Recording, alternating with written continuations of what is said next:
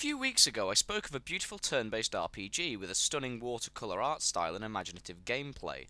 This was none other than Child of Light, and it completely blew me away.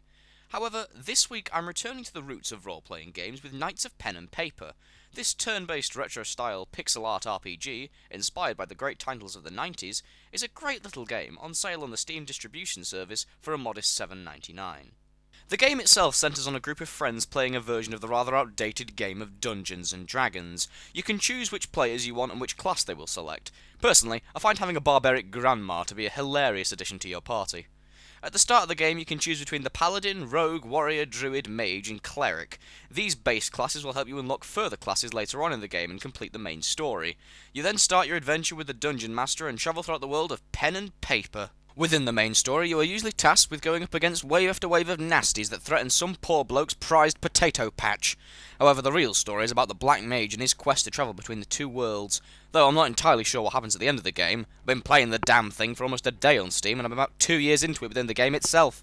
If I had one problem, it's the fact that the campaign can get a bit repetitive, fighting your way through a horde of monsters so that your cleric can upgrade his healing staff.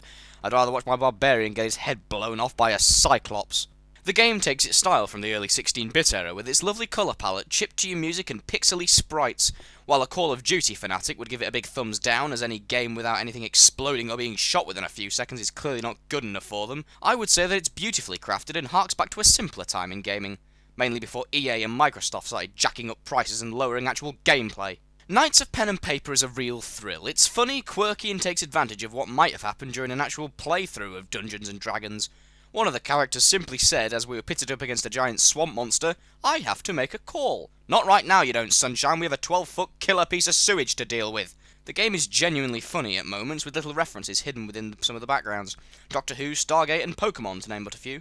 Overall, the game is fun to play. It's your typical RPG with a twist. However, with a charming art style and amusing dialogue, the game has much more to offer than the other titles of old. Do not pass this off for yet another throwback to Final Fantasy and Pokemon, as you couldn't be more wrong, you naive fool. Want me to review your favourite video game? Drop me a message at my email, whiteknight101@live.co.uk. Spam me and I will end you, and that's a promise.